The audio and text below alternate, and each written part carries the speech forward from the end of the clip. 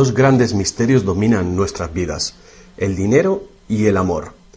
¿Qué es el amor? Es una cuestión que ha sido largamente explorada en libros, en canciones, en películas y en televisión. Pero no se puede decir lo mismo sobre la cuestión de qué es el dinero. No es de extrañar que las teorías monetarias no hayan generado ninguna película taquillera, pero que ni siquiera se haya mencionado en las escuelas es algo que debe ser analizado con detenimiento. Para muchos de nosotros, saber de dónde procede el dinero puede ayudar a afrontar el mito de la creación del dinero y la emisión del papel moneda. Lo que mucha gente cree es que el dinero lo crea el gobierno. Es cierto, pero solo hasta cierto punto. Estos metales y papeles que generalmente asociamos al dinero son, en realidad, creados por una agencia ligada al gobierno federal, llamada la Casa de la Moneda. Pero la mayor parte del dinero no es creado por ella, sino que lo crean en grandes cantidades cada día corporaciones privadas conocidas como bancos. Muchos creen que el dinero que prestan los bancos es el que han dejado en depósito sus clientes. Esto es lo que se cree, pero no es la verdad. En realidad, los bancos crean el dinero que prestan no de sus ganancias ni de los depósitos, sino directamente de la promesa de los prestatarios de devolverlo. La obligación del prestatario en un papel de préstamo incluye que debe pagar lo prestado más un interés. De lo contrario, perderá la casa, el coche o lo que sea. Es un gran compromiso por parte del prestatario. ¿Cuál es el compromiso por su parte del banco? El banco solo inventa dinero que no posee y lo escribe en la cuenta del prestatario. ¿Suena raro? Pero así es. Para demostrar cómo este milagro de la banca moderna llegó a existir, atiende a esta sencilla historia. Es el cuento de los Goldsmith. Hace un tiempo, casi cualquier cosa se utilizaba como dinero. Tan solo tenía que ser portable y suficiente gente tenía que tener fe en que después se podría intercambiar por cosas que todo el mundo valorara, como comida, ropa, ollas, conchas, piedras preciosas, semillas de coco, bonitas piedras e incluso plumas. Todas ellas fueron utilizadas como dinero. El oro y la plata eran atractivas, ligeras y fáciles de llevar, así que algunas culturas se especializaron en trabajar estos materiales. Los trabajadores del oro, los Goldsmith, recuerda este nombre, lo pudieron convertir fácilmente en monedas, estandarizando las unidades de oro en función de su peso y de la pureza, hasta certificarlas. Para proteger su oro, los Goldsmith necesitaban una caja fuerte, y pronto sus vecinos llegaron a su casa para pedirles que les alquilaran un espacio donde guardar su dinero y sus joyas. Al poco, los Goldsmith acabaron alquilando cada estantería de su caja fuerte y cada pequeña cantidad de dinero depositada se convirtió en dinero en sus manos. El tiempo pasó y los Goldsmith hicieron una inteligente observación. Los depositantes raramente volvían a recuperar físicamente su oro, y nunca todos a la vez. Esto se debía a que usaban los cheques de los Goldsmith para comprar en el mercado como si fuera el propio oro. Este dinero de papel era mucho más eficaz que las pesadas monedas, y la cantidad podía ser simplemente escrita en lugar de la laboriosa una por una de las monedas para cada transacción. Mientras tanto, los Goldsmith crearon otro negocio.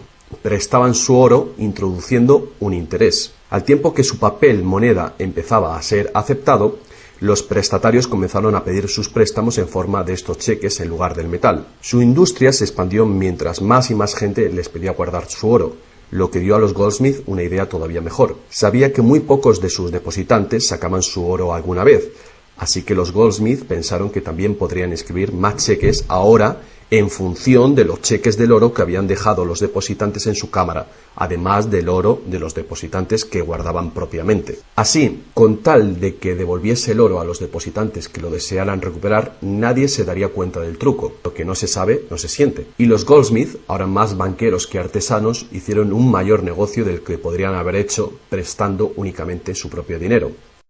Durante años se hicieron un beneficio secreto fabuloso, con los intereses de los depósitos de todos sus vecinos. Pero ahora que se había hecho una prominente figura en el pueblo, se levantaron sospechas de que estaba gastando el dinero de sus depositantes y amenazaron con sacar todo su oro si Goldsmith no explicaba su repentina riqueza. Al contrario de lo que se podría pensar, esto no afectó a su fortuna. A pesar de la duplicidad patente de su truco, su idea funcionó porque los depositantes no perdieron nada de su oro. Estaba seguro en la cámara de Goldsmith. En vez de sacar su oro, los depositantes acordaron que Goldsmith, ahora convertido en su banquero, debía compartir la fortuna que habían contribuido a crear, otorgándoles un interés por su oro. Esto fue el comienzo de la banca. El banquero pagaba un pequeño interés por el depósito del dinero de otra gente que después prestaba a un interés mayor. La diferencia cubría los costes de operación del banquero y su beneficio. La lógica del sistema parecía sencilla y cubría la necesidad de las personas de crédito. Pero esta no es la manera en la que trabaja la banca hoy en día. El banquero Goldsmith no estaba del todo contento con lo que ganaba, después de descontar el interés que pagaba a los depositantes, y la demanda de crédito crecía con fuerza, mientras los europeos se expandían por América. Sus préstamos estaban limitados por la cantidad de oro que permanecía en su caja. Ahí es cuando tuvo una idea todavía mejor. Como nadie sino él sabía cuánto oro había en la caja, podía hacer cheques sobre dinero que ni siquiera existía. Como los prestatarios no iban a retirar su oro con sus cheques al mismo tiempo, ¿cómo iba alguien a darse cuenta de este truco? Esta nueva cara del negocio funcionó muy bien, y el banquero se hizo inmensamente rico con los intereses de un oro que ni siquiera existía. La idea de que el banquero creaba dinero de la nada era demasiado extraordinaria para creerla. Por lo tanto, el fraude no fue descubierto por la gente durante mucho tiempo. El poder de crear dinero hizo que el banquero se sintiese prepotente, como podrás imaginar. Pero con el tiempo, la cantidad de los préstamos del banquero y su escandalosa riqueza hizo que una vez más se levantara sospechas. Algunos clientes empezaron a reclamar su oro en lugar de la representación en papel. Los rumores se propagaron y todos los demás depositantes acudieron reclamando su oro. El juego se acabó. La marea de propietarios de cheques intentando recuperar su oro creó largas colas, y el banquero no tenía oro y plata suficiente para devolver a sus legítimos propietarios. Esto se llama el pánico de los ahorradores, y es lo que todo banquero teme que suceda. Este fenómeno puede suceder en un determinado banco, pero afecta a la confianza del público en todos los demás banqueros. Todo hubiera sido mucho más fácil si, antes que nada, se hubiera prohibido la creación del dinero desde la nada. Pero las grandes cantidades de crédito eran esenciales para la expansión de los países europeos. Así que, en lugar de prohibir esta práctica, fue legalizada y regulada. Así que los banqueros acordaron poner límites a la cantidad de dinero fraccionado que pudieran hacer. El límite sería mucho mayor que el verdadero valor del oro y plata depositados. Lo normal era $9 artificiales por $1 en oro, es decir, real. Estas disposiciones fueron controladas mediante inspecciones por sorpresa. También se acordó que, en caso de un crack financiero, los bancos centrales apoyarían a los locales con inyecciones de dinero en oro. Solo si cracks en diferentes bancos al mismo tiempo se produjeran y la burbuja de créditos del Banco Central explotara, el sistema podría hacerse añicos y destruirse.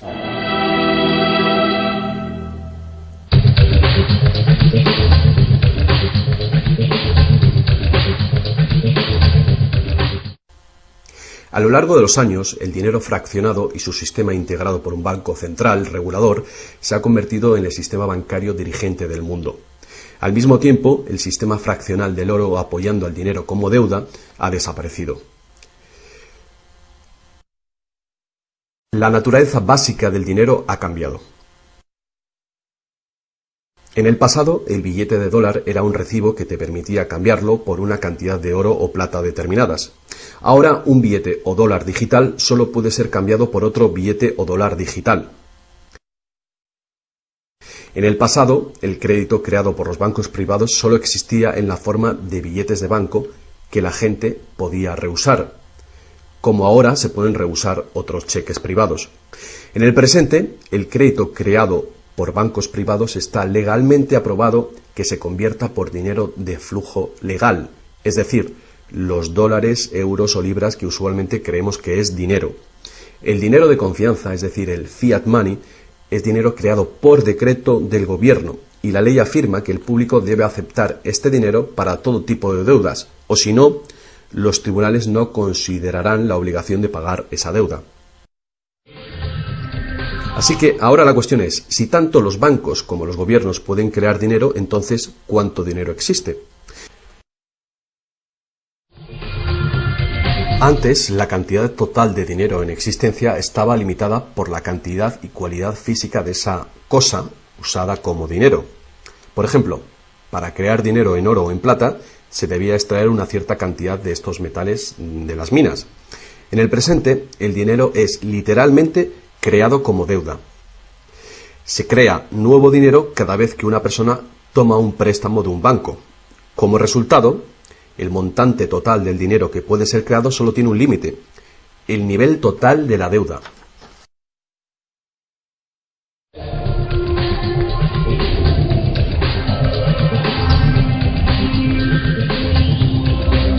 Los gobiernos ponen una disposición adicional para limitar la creación de dinero, imponiendo reglas conocidas como requerimientos fraccionales de la reserva. Son arbitrarias en su misma esencia. Estos requerimientos varían de un país a otro y de un tiempo a otro. En el pasado se obligaba a los bancos a tener al menos $1 en oro por cada $10 creados. Hoy en día, la proporción ya no tiene relación con el dinero actualmente en depósito, sino con el dinero creado a su vez de la deuda creada sobre el dinero en depósito en el banco.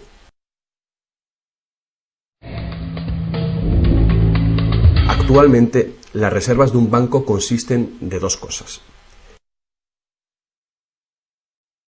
la cantidad del dinero del Estado o equivalente más la cantidad existente de dinero deuda que el banco tiene en depósito. Para ilustrar esto de una manera simple, imaginemos que ha abierto un banco nuevo y todavía no tiene depósitos. Los inversores en este banco han hecho un depósito de $1.111,12. Este es el dinero existente en el Banco Central, que llamaremos principal. La proporción de dinero en reserva es de 9:1. Paso 1. Las puertas se abren y el banco da la bienvenida a su primer cliente. Necesita $10.000 para comprar un coche. Con la proporción de 9:1, el nuevo banco necesita que el Banco Central le permita crear 9 veces esa cantidad, o $10.000, desde la base de la deuda contraída por la solicitud de préstamo del cliente. Esos $10.000 no se sacan de ningún lado. Es nuevo dinero simplemente tecleado en un ordenador como crédito del banco en la cuenta del cliente. El cliente tiene que firmar ese crédito para conseguir el dinero para comprarse el coche. Paso 2. El vendedor entonces deposita estos 10.000 nuevos dólares creados en el banco.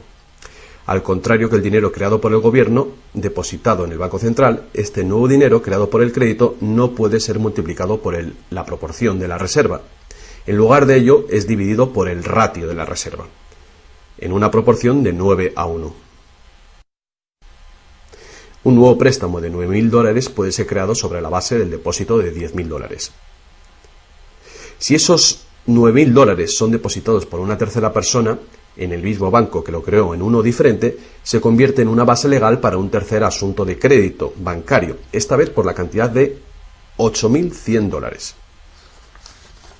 Al igual que con las muñecas rusas, cada nivel contiene un pequeño dólar dentro de otro pequeño dólar. Cada depósito contiene el potencial para otro pequeño crédito en una infinita serie decreciente. Si el dinero del préstamo creado no es depositado en el banco, el proceso se detiene.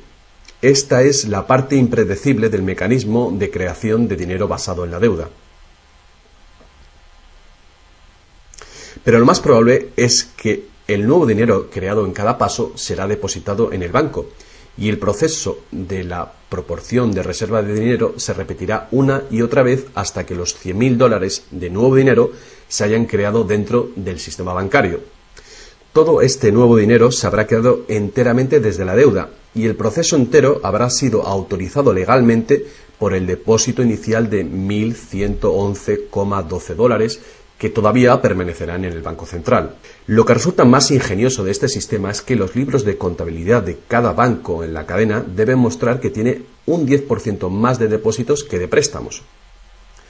Esto da a los bancos el incentivo de adquirir depósitos para poder hacer préstamos, apoyando la impresión común pero falsa de que los préstamos proceden de los depósitos.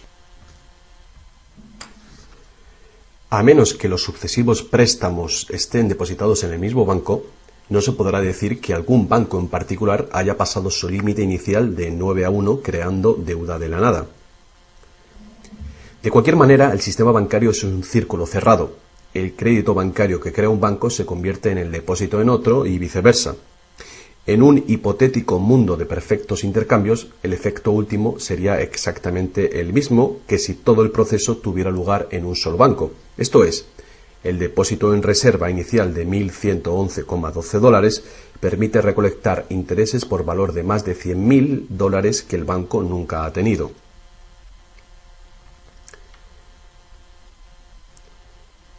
Si esto te resulta extraño, atiende esto. En tiempos recientes, como resultado de la presión de los lobbies bancarios, los requerimientos para hacer un depósito de reserva en el Banco Central prácticamente han desaparecido en la mayoría de los países. Y las proporciones de reserva pueden ser más altas que 9-1.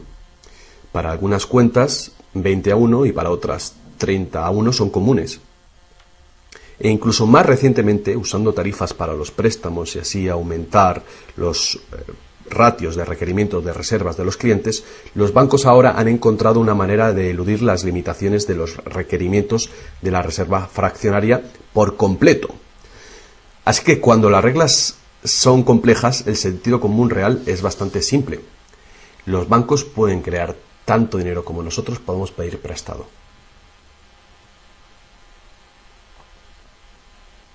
A pesar del interminable proceso de creación de dinero que hemos visto, tan solo alrededor de un 5% es el tipo de dinero creado por la Casa de la Moneda de entre todo el dinero que hay en circulación.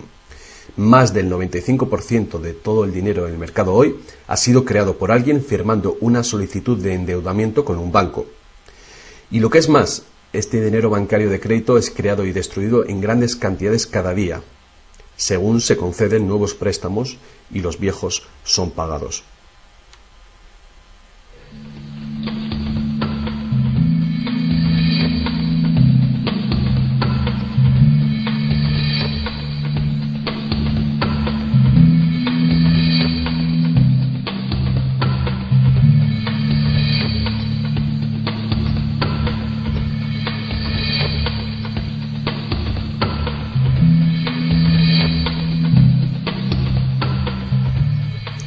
Los bancos solo pueden ejecutar este sistema del dinero con la participación activa del gobierno.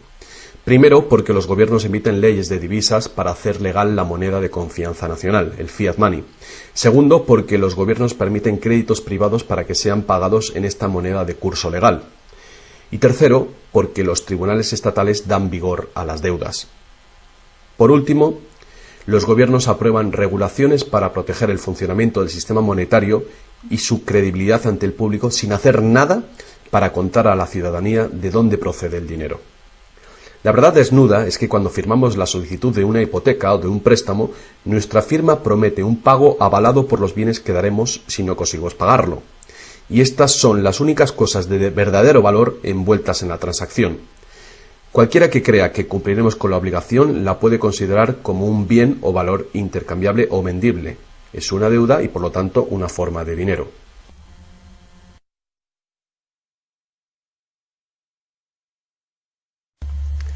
Es el dinero que el prestatario intercambia por lo que el banquero llama préstamo. Así que un préstamo en el mundo real quiere decir que el prestamista debe tener algo que prestar. Si tú necesitas un martillo, prestarte la promesa de un martillo que no existe no te va a servir para nada. Pero en el artificial mundo del dinero, un banco promete prestar un dinero que no tiene y se le permite que sea aceptado como dinero. Y nosotros lo aceptamos así.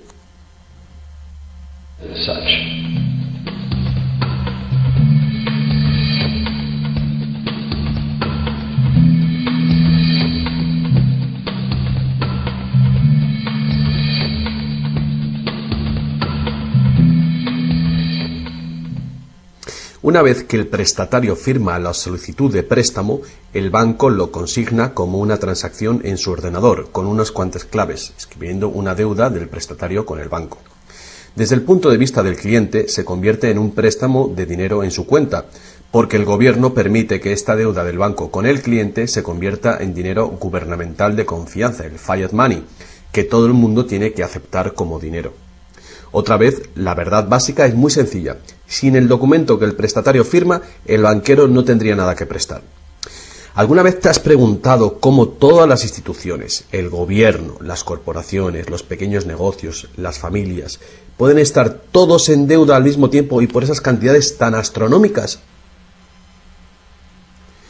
¿Alguna vez te has preguntado cómo puede haber tanto dinero al mismo tiempo para prestar? Bien, ahora ya lo sabes. No lo hay. Los bancos no prestan dinero, simplemente lo crean de las deudas, y esa deuda es potencialmente ilimitada, tanto como la emisión de moneda. Y la situación opuesta también es verdadera. ¿No es asombroso que a pesar de la increíble riqueza de recursos, de innovaciones y productividad que nos rodean, casi todos, desde los gobiernos hasta las compañías y los individuos, estén en graves deudas con los banqueros?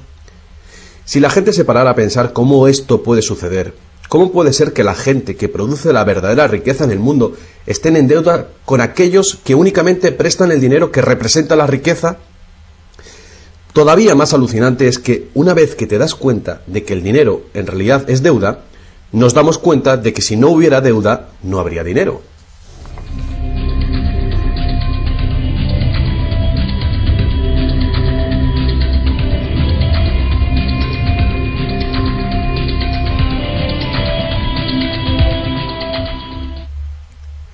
Si esto es nuevo para ti, no eres el único.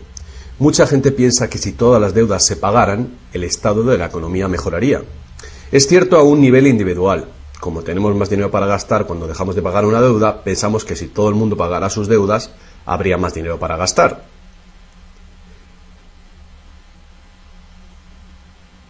Pero la verdad es justamente la contraria. No habría dinero de ningún tipo. Así es. Somos totalmente dependientes de renovar continuamente el nivel de crédito bancario para que haya dinero en existencia. Sin préstamos no hay dinero, que fue justamente lo que pasó durante la Gran Depresión en Estados Unidos. El suministro de dinero se cortó drásticamente, al tiempo que los suministros de préstamos se cortaban.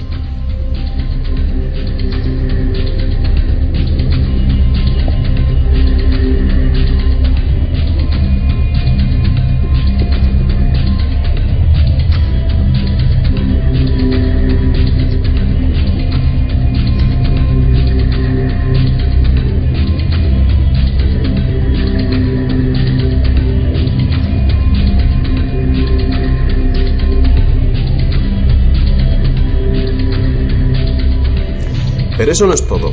Los bancos solo crean la cantidad del dinero principal. No crean el dinero con el que pagar los intereses. ¿De dónde se supone que viene todo este dinero? El único lugar del cual los prestatarios pueden obtener el dinero para pagar los intereses es del total del dinero que hay en circulación. Pero resulta que casi todo ese dinero general ha sido creado de la misma manera. Es decir, como crédito bancario que tiene que ser pagado con más dinero de aquel con el que fue creado. Así que por todas partes hay prestatarios en la misma situación, intentando obtener el dinero para pagar tanto el dinero principal como el interés. Desde un fondo original, la piscina, que solo tiene dinero principal, es claramente imposible para cada uno pagar el dinero principal más los intereses, porque el dinero del interés no existe. Esto se puede expresar con una simple ecuación matemática. El gran problema aquí es que en caso de préstamos de largo plazo como hipotecas y deuda pública, el interés total excede mucho al dinero principal. Así que, a menos que un montón de nuevo dinero sea creado para pagar los intereses, es decir, un gran número de nuevas hipotecas, no podrá funcionar la economía. Para mantener una sociedad que funcione, la proporción de cancelaciones de deudas tiene que ser baja. Así que para conseguir esto, más y más dinero deuda tiene que ser creado para satisfacer la demanda de dinero con el fin de servir el interés de la deuda previa. Pero por supuesto, esto hace que el nivel de la deuda sea todavía mayor y que más intereses tengan que ser pagados, resultando en una escalable e imparable espiral de endeudamiento.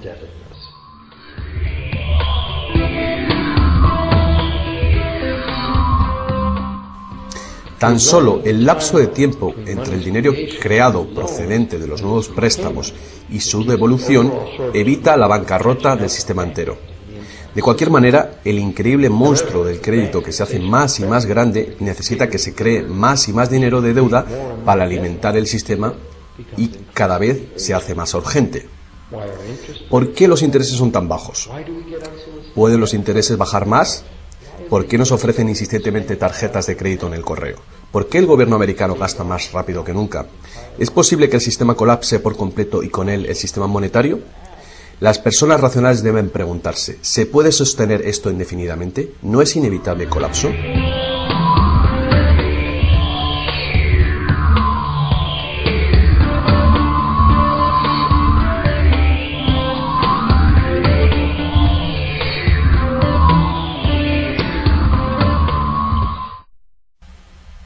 El dinero facilita la producción y el intercambio de bienes.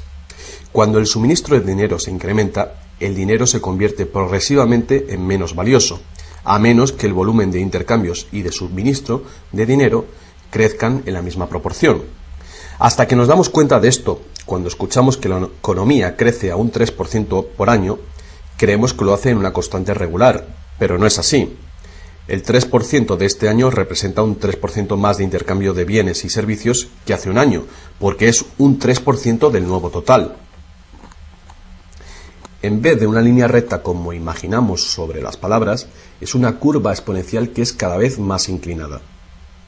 El problema, por supuesto, es que el crecimiento perpetuo de la economía real requiere un perpetuo y escalable uso de los recursos naturales. Más y más cosas tienen que ir desde los recursos naturales hasta los basureros cada año para evitar que el sistema colapse. ¿Qué podemos hacer ante esta terrorífica situación? Una cosa, necesitamos un nuevo concepto del dinero. Es tiempo de que más gente se pregunte a sí misma y a sus gobiernos 4 preguntas muy simples. A lo largo del mundo, los gobiernos piden prestado dinero con interés a los bancos privados. La deuda del gobierno es un componente principal dentro de la deuda total. El pago de esos intereses hace que el gobierno tenga que cargar a los ciudadanos con más impuestos. Ahora que sabemos que los bancos simplemente crean el dinero que prestan y que los gobiernos les han dado el permiso para hacerlo, la primera pregunta es ¿por qué los gobiernos eligen pedir prestado a los bancos privados con interés cuando los propios gobiernos podían crear el dinero que necesitan sin ningún interés ellos mismos? Y la segunda gran cuestión es ¿por qué se crea dinero como deuda? ¿Por qué no se crea dinero que circule permanentemente y que no tenga que ser represtado con intereses para existir? La tercera, ¿cómo puede un sistema monetario funcionar solamente con un crecimiento perpetuo y acelerado y poderse considerar una economía sostenible? ¿No es lógico que el crecimiento perpetuo y acelerado y la sostenibilidad sean incompatibles? Y finalmente, ¿qué es lo que hace que nuestro sistema económico sea tan dependiente del crecimiento perpetuo? ¿Qué es lo que necesitamos crear para que nuestra economía sea sostenible? Hubo un tiempo en el que cargar con interés al préstamo se llamaba usura y era susceptible de severas penas, incluida la muerte. Todas las grandes religiones prohibían la usura. La mayoría de los argumentos contra la práctica de la usura eran morales. Se entendía que la única función legítima del dinero era la de ser un medio de intercambio de bienes y servicios. Cualquier manera de ganar dinero procedente del dinero se consideraba labor de un parásito o de un ladrón. Sin embargo, al tiempo que aumentaban las necesidades de crédito en el comercio, el argumento moral cedió paso al razonamiento de que prestar representa riesgo y pérdida de oportunidad para quien presta, y por lo tanto, cobrar por este coste era justo. Hoy en día, estas ideas parecen triviales. Actualmente, la idea de ganar dinero del dinero se considera la mejor ocupación que hay. ¿Para qué trabajar si tu dinero puede trabajar por ti? Sin embargo, para tener un futuro sostenible, queda claro que el cobro de interés es un problema moral y práctico al mismo tiempo. Imagínate una sociedad y una economía capaces de perdurar siglos porque en lugar de acaparar sus reservas capitales de energía, se autorrestringiera según sus ingresos actuales. Ya no cosecharía más madera que crezca en el mismo periodo. Toda la energía sería renovable, solar, eólica, gravitatoria, magnética, y las demás que se descubran. La sociedad se sostendría dentro de los límites de sus recursos, ya que reutilizaría o reciclaría todo y la población se mantendría. Tal sociedad no podría existir si estuviera dependiente de un sistema monetario que a su vez depende del crecimiento acelerado perpetuo. Tal economía sostenible necesitaría un sistema monetario también capaz de sostenerse sin crecimiento. Digamos que todo el dinero en circulación se representa por este círculo. Además, imaginemos que los prestadores de dinero también tienen dinero verdadero para prestar. Pero si algunas personas dentro del sistema empiezan a prestar dinero cobrando interés por ello, entonces su parte del suministro total del dinero aumentaría. Y si siguen prestando todo el dinero que se devuelva, cobrando siempre interés por ello, ¿cuál sería el inevitable resultado? Ya sea oro, dinero confianza o de deuda, no importa, los prestadores de dinero acabarían con todo el dinero. Y después todos pasaríamos a estar en quiebra y ellos acabarían con toda la propiedad real.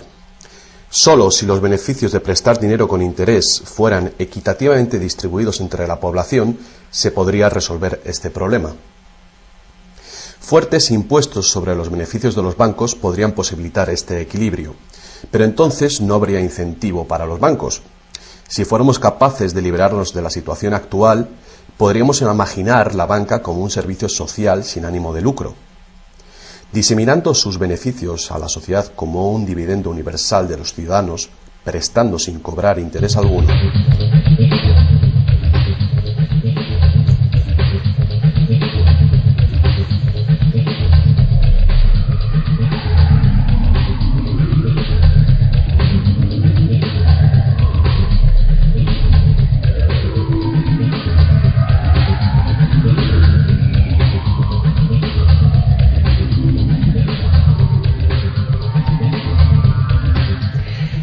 Si es la naturaleza fundamental del sistema lo que causa los problemas, correcciones al propio sistema jamás resolverán los problemas.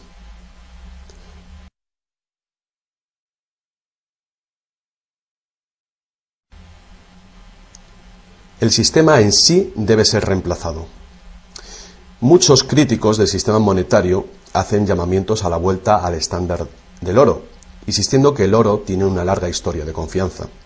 Pero ignoran las muchas trampas que se puede hacer con el oro: limar las monedas, alterar el metal, monopolizar el mercado, todas prácticas habituales en la antigua Roma que contribuyeron a su caída. Algunos defienden la plata por ser más abundante que el oro y así más difícil de monopolizar. Muchos dudan de la idea de volver al uso de los metales preciosos en absoluto. Nadie quiere volver a llevar bultos de monedas para ir de compras. Es cierto que el dinero de papel, el plástico, el digital o más probablemente dinero de identidad biométrica tendría el mismo potencial de crear dinero de crédito sin límite, igual que tenemos ahora. Yendo más allá, si el oro fuera nuevamente la única base legal para el dinero, los que no tengamos oro nos quedaríamos sin dinero. Otros críticos del sistema monetario insisten en que la codicia y la deshonestidad son los principales problemas, y que puede haber un sistema más equitativo que volver al estándar de plata o de oro. Muchos grandes pensadores han sugerido maneras alternativas para crear dinero. Muchos sistemas de intercambio crean dinero como deuda, de la misma manera que hacen los bancos, pero se hace transparentemente y sin cobro de interés. Por ejemplo, un sistema de trueque expresa la deuda como horas de trabajo, considerando el valor de todo trabajo igual y a la par con el dólar, y así permite que la hora de trabajo sea igualada con el precio del dólar de los bienes y servicios. Este tipo de sistema puede organizarlo cualquier persona capaz de gestionar la contabilidad.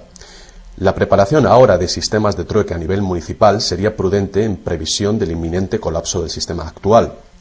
La reforma monetaria, al igual que la reforma electoral, es un tema muy polémico. Es una reforma que requiere una voluntad de cambio y de pensar, fuera del cubículo habitual. La reforma monetaria, igual que la reforma electoral, no vendrá fácilmente, ya que los más privilegiados por el sistema existente actualmente harán todo lo posible para mantener sus ventajas. Ahora que hemos visto que el dinero es solo una idea y que en realidad el dinero puede ser cualquier cosa que concebimos, os presento un único sistema monetario para tu consideración. Este modelo está basado en sistemas que funcionaron bien en el pasado, sistemas en Inglaterra y en Estados Unidos que fueron destruidos por los banqueros Goldsmith con su sistema de reserva fraccional. Para crear una economía basada en dinero libre de interés, el dinero puede ser creado y gastado por el gobierno creando infraestructuras para la economía, tales como carreteras, puentes, ferrocarriles, puertos y mercados públicos. Este dinero no sería creado como deuda, sino como valor. Este valor serían las infraestructuras que pagaron con ello. Si este nuevo dinero proporciona más comercio, requiriendo su uso, no produciría inflación alguna. En el caso de que los gastos gubernamentales sí causaran devaluación o inflación, habría dos posibilidades para resolverlo. La inflación es equivalente a un impuesto plano sobre el dinero. No importa si el valor del dinero se devalúa en un 20% o si el gobierno nos quita con impuestos un 20%. El efecto en nuestro poder adquisitivo es el mismo. De esta manera, la inflación, en lugar de impuestos, podría ser políticamente aceptable con tal de que sea debidamente empleada. El gobierno podría contrarrestar la inflación recaudando impuestos y eliminando este dinero del mercado. Así reduciría el suministro de dinero y restauraría su valor. Para controlar la deflación, la caída de precios y sueldos, el gobierno sencillamente gastaría más dinero. Con la ausencia de la creación de dinero de deuda, el gobierno tendría más control del suministro del dinero del país y el público sabría a quién echar la culpa. Los gobiernos ascenderían y caerían según su capacidad para conservar el valor del dinero.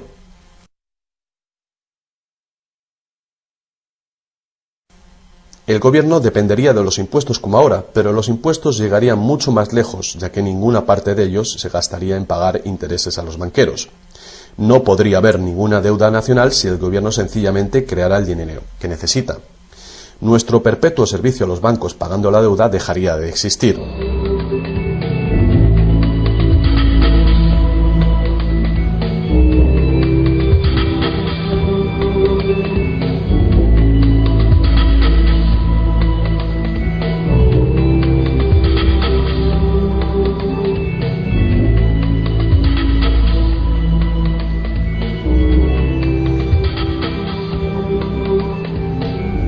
Lo que no nos han enseñado es que democracia y libertad son, de hecho, una forma ingeniosa de dictadura económica.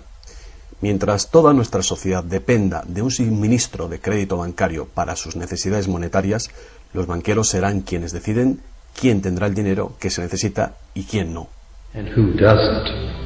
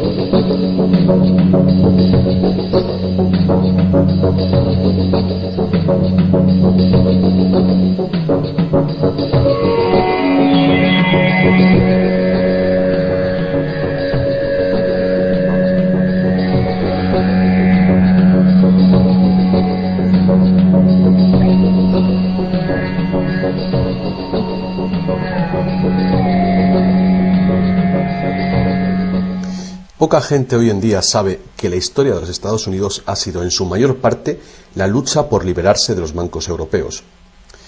Esta lucha llegó a su fin en el año 1913, cuando el presidente Wilson ratificó el Acta de la Reserva Federal, permitiendo así al cártel de banqueros internacionales controlar el dinero de Estados Unidos.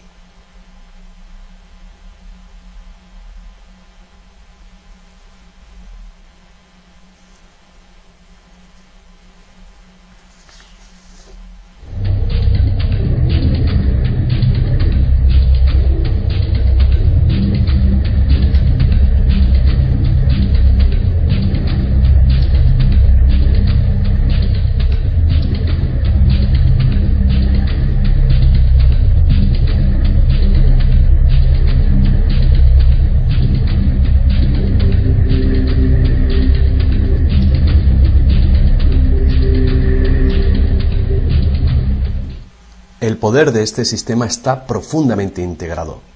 También lo está el silencio del tema entre los medios de información y en la educación. Hace años, un primer ministro canadiense hizo una encuesta entre centenares de personas, no economistas, especialistas altamente formados y personas de a pie. La encuesta reveló que ni un solo encuestado tenía un conocimiento preciso de cómo se crea el dinero. De hecho, descubrió que hasta los empleados bancarios ni siquiera habían contemplado alguna vez el asunto. ¿Y tú?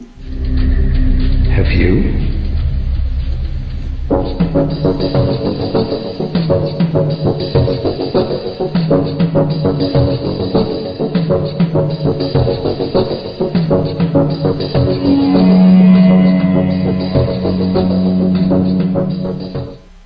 El sistema moderno de dinero como deuda nació hace más de 300 años, cuando un decreto real otorgó al primer Banco de Inglaterra el poder de emitir recibos de oro fraccionales con un modesto porcentaje de 2:1.